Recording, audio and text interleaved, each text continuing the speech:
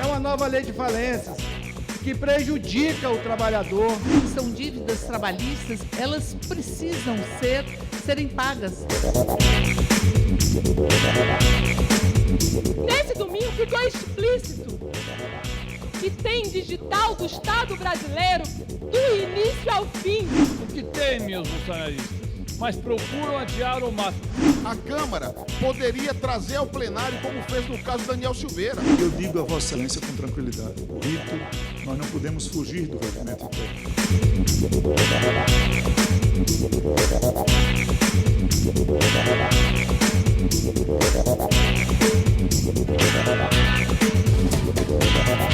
Na terça-feira da Semana Santa, o plenário da Câmara aprovou por 378 votos favoráveis e 25 contra, proposta do governo que cria novas regras para acelerar os processos de falência de empresas.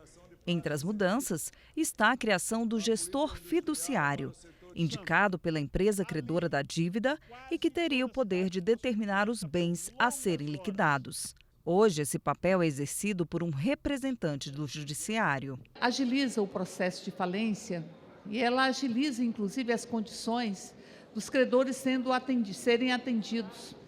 E isso diz respeito aos credores, aos próprios trabalhadores e trabalhadoras, que muitas vezes são penalizados. A empresa entra em falência e não honra com os seus compromissos. Então, a partir daí, essas dívidas, que são dívidas trabalhistas, que dizem respeito à vida das pessoas, elas precisam serem pagas para que você possa fazer valer os direitos. É uma nova lei de falências que prejudica o trabalhador, que dá ao credor, esse credor que vai querer, primeiro, falir as empresas e não fazer a recuperação das empresas. Eu estou aqui olhando o Partido dos Trabalhadores defendendo esse projeto que prejudica os trabalhadores. Projeto esse que tem vários pontos sensíveis, como a quarentena. Só para vocês terem ideia, a Associação dos Magistrados do Brasil relatou que precisará de aproximadamente 1.500 administradores judiciais novos, por causa da quarentena e por causa do mandato de 3 anos. Nós sabemos que os processos falimentares se prolongam por décadas, por mais complexos que sejam, e muitas vezes, até mesmo essa demora, ela resulta de questões judiciais que são submetidas a cortes superiores. Nós temos a convicção de que o projeto, ele tem, sim, o potencial de fazer com que os processos falimentares e de recuperação judicial sejam fortemente abreviados. É importante destacar que a construção deste relatório, desse projeto, é oriundo do Poder Executivo, do nosso governo. É mais um projeto que aperfeiçoa o sistema tributário e de gestão eficiente fiscal do nosso governo. Toda negociação em que pese ter ainda alguns pontos que poderiam ser melhor apreciados, mas o que foi relatado no relatório final da deputada Dani Cunha, ela atende, no mínimo, 90% daquilo que foi negociado com o governo. Um pedido de vista coletivo na Comissão de Constituição e Justiça adiou a decisão sobre a manutenção da prisão do deputado Chiquinho Brazão, um dos suspeitos do assassinato da vereadora Marielle Franco e seu motorista Anderson Torres. O pedido de vista foi criticado por alguns parlamentares, que queriam que o plenário da Câmara decidisse sobre a prisão ainda na terça-feira. Essa casa já viu, em 2 momentos distintos, uma comunicação de medida cautelar, como a que nós vimos nos últimos dias. E a medida cautelar teve um despacho por parte da mesa, deliberando que a Comissão de Constituição e Justiça apresentasse um parecer que deveria ser apreciado diretamente no plenário. A Câmara poderia trazer ao plenário, como fez no caso Daniel Silveira. Foi distribuída à Comissão de Constituição, Justiça e Cidadania com determinação de que o parecer deveria ser proferido no plenário, e o plenário poderia se manifestar acerca desse parecer. Hoje, presidente, na CCJ, e eu milito lá desde que eu cheguei nessa casa, eu não acreditei quando alguns colegas deputados pediram vistas do parecer preciso apresentado pelo deputado Darcy Matos. O caso do assassinato de Marielle Franco e de Anderson Gomes, eu diria que é muito mais grave. É um crime de natureza política. Alguém que foi assassinado por motivações políticas. Um crime de grande repercussão no Brasil e no mundo. Uma parlamentar. O regimental é o seguinte, deputado Orlando, exatamente os dois casos que Vossa Excelência trata como prerrogativas da presidência da Casa, que não o são do deputado Wilson Santiago e do ex-deputado Daniel Silveira. Todos os dois casos aconteceram quando não havia CCJ instalada. Nós sabemos, e o Brasil sabe o que é que representa essa situação, mas o caso não é simples. O que chegou de documentação na Câmara não é pouco. Os parlamentares não tiveram acesso, porque nós fomos citados ontem. A prisão aconteceu num domingo, que não é uma coisa normal. Então, há de se relevar tudo isso, e eu digo a Vossa Excelência com tranquilidade, o rito, nós não podemos fugir do regimento interno. O regimento vai para a CCJ. Na CCJ existe vista, deputado, e eu não posso ignorar isso, nem a presidente da CCJ. Essa vista será cumprida e não há nenhum benefício que se possa dizer em favor do hoje acusado e preso, deputado. O fato de a Câmara demorar a se posicionar só tem prejuízo para ele e não há outra saída. Vai ter que se cumprir a vista, vai ter que se vir a plenário e o plenário vai deliberar. Uma mulher negra, parlamentar, eleita a 5ª mais votada de uma capital brasileira, foi executada. E, colegas, eu queria a atenção dos senhores. Ela foi executada com tantos tiros no rosto que nós, amigos, que os familiares, sequer pudemos nos despedir dela, porque o caixão teve que ficar fechado. Tamanha a brutalidade desse crime político, que é uma fratura na democracia brasileira. No último domingo, um passo importante foi dado. E esse passo só foi possível porque temos um governo que, através do seu Ministério da Justiça, resolveu que era importante para a democracia brasileira apresentar a resposta para o povo de quem mandou matar Marielle.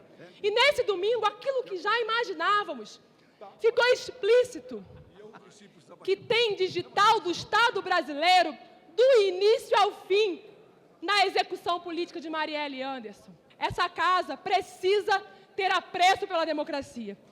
E isso se faz sendo coerente e ratificando o mais rápido possível a prisão preventiva. Todos nós somos solidários à perda de vítimas para a criminalidade, inclusive e obviamente essa de Marielle Franco.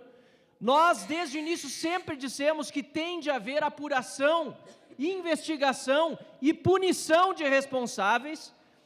O que eu não posso aceitar é a demagogia, senhor presidente, isso é muito triste. Eu gostaria que os deputados aqui consultassem a líder Érica Hilton do PSOL se não estava lá na residência oficial e deu junto acordo com todos os demais líderes para que houvesse esse pedido de vista coletiva e o rito, senhor presidente, fosse seguido. Para concluir só, é injusto para esta casa, Vossa Excelência sabe bem, que aquilo que é tratado na residência oficial junto com o presidente da Câmara seja depois distorcido em desfavor daqueles que querem só o melhor para o Brasil. E o melhor para o Brasil é sempre seguir o devido processo.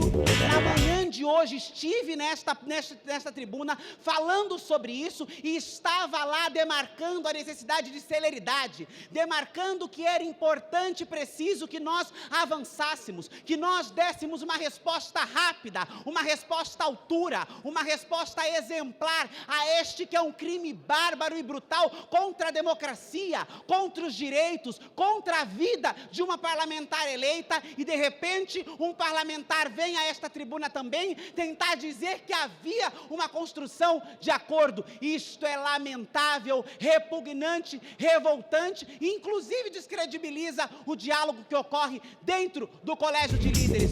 Marielle representava isso.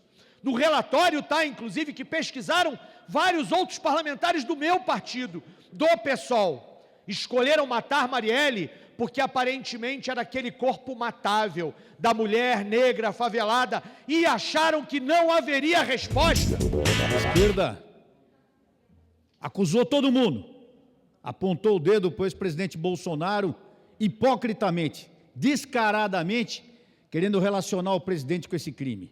Absurdos foram levantados. Mas nesse final de semana a Polícia Federal trouxe nomes de mandantes, inclusive de um deputado federal dessa casa. Mesmo assim, hoje nós vimos aqui deputados descaradamente querendo achar um quinto, um sexto, um sétimo, oitavo mandante, para relacionar o nome do presidente Bolsonaro a esse absurdo. O que temem os bolsonaristas? Falam tanto que não tem nada com isso, que não tem problemas, mas procuram adiar ao máximo. Será que estão com medo, senhoras deputadas e senhores deputados, deputado Pedro Kizai, que o tal do Brazão faça uma delação premiada? Será que temem que essa delação premiada possa chegar em outros braços desse processo criminoso que, inclusive, através do general Braga Neto, indicou delegado da polícia que acompanhou o processo, chefe da Polícia do Rio de Janeiro, que foi na casa dos familiares de Marielle Franco, no dia seguinte à sua morte? Será que temem isso, que estão tentando ganhar um tempo que não haverá o que fazer? Porque pode demorar, deputado Tato, mas a verdade toda virá à tona. Nos últimos 6 anos, senhoras e senhores, vimos delegados sendo afastados, como se alguém estivesse tentando manter nas sombras a verdade.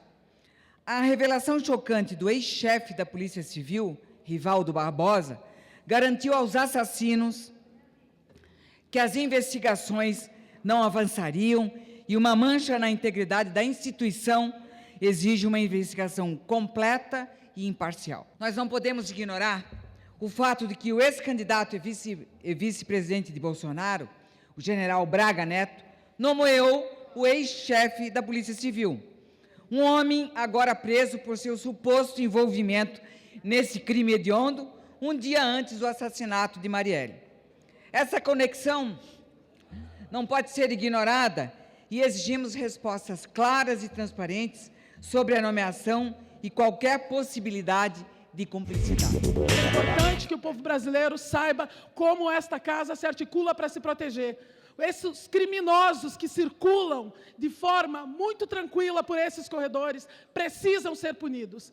Nós não devemos tolerar tamanho absurdo, pois quando isso se coloca de forma natural, põe em risco, não somente como já foi feito inúmeras vezes, a memória e a vida da Marielle, mas também todas nós parlamentares que aqui atuamos, fazendo defesa de direitos humanos. A decisão final sobre a prisão do deputado deverá ocorrer após o dia 9 de abril, já que na próxima semana, por causa da janela partidária, que é o período que permite aos parlamentares trocar de partido, não estão previstas sessões no plenário da Câmara. Na quarta-feira, os deputados aprovaram permissão para ações emergenciais do governo contra a seca no semiárido.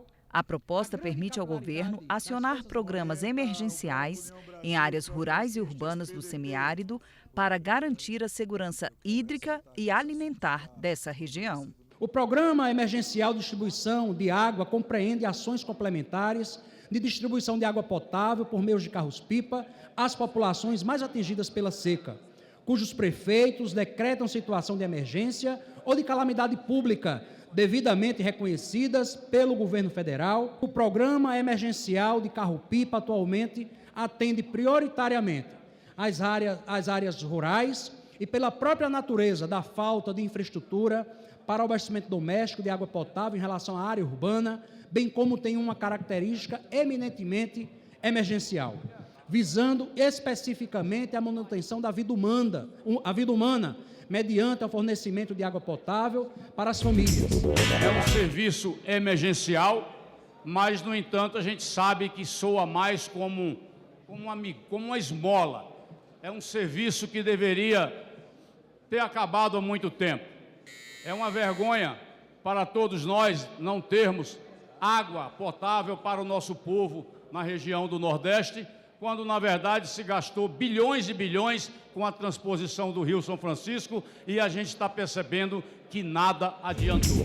Entendemos que a Operação Carro-Pipa, desde 1998, é a última linha de defesa do cidadão brasileiro para ter água nas suas torneiras, que é um direito essencial e o mínimo necessário para a dignidade das pessoas.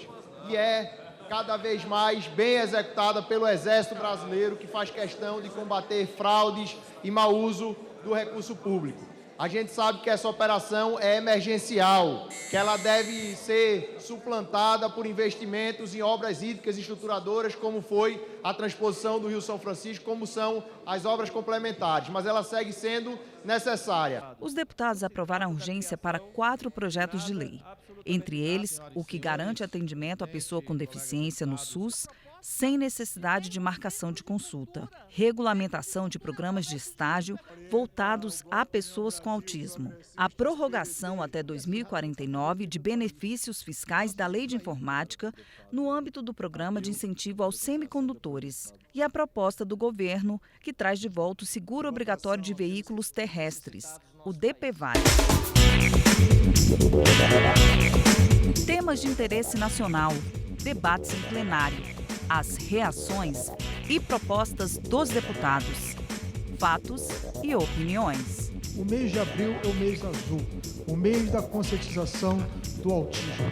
Esse transtorno que afeta milhões de brasileiros, a famílias que estão dilaceradas por não saberem, por não terem uma oportunidade de oferecerem um tratamento, sem sequer constar que a nossa rede de saúde hoje ainda não está preparada para recebê-los. Hoje a medicina diz, não é estranho, ele tem um transtorno, ele tem uma dificuldade e existe hoje técnicas como o ABA e tantas outras que podem promover até mesmo a restauração para essas crianças, para esses adolescentes. Portanto, senhor presidente, precisamos fazer não simplesmente uma política pública, precisamos que isso se torne exemplo para nas escolas, nos hospitais, na política inclusiva do nosso país entender. São milhões de brasileiros que precisam do nosso cuidado, precisam do nosso respeito e precisam ser incluídos na nossa sociedade de verdade.